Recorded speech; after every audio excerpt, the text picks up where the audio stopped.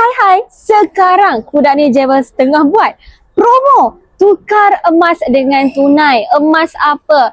Ada emas terpakai ke, emas rosak ke, emas patah ke, semua Kudani Jewels terima. Bukan emas saja. Kalau korang ada surat pajak gadai yang belum tamat tempoh pun kami ambil. Untuk urusan dengan Kudani Jewels, insya-Allah sentiasa telus, patuh syariah dan juga sah di sisi undang-undang. Okey, yang saya berada sekarang ini Kudani Jewels Cawangan Ipoh di Pengkalan Emas. Akan tetapi kalau korang tak sempat datang ke kedai, korang boleh kontak sahaja nombor yang ada dalam video. Nanti tim saya akan assist dan datang ke rumah anda.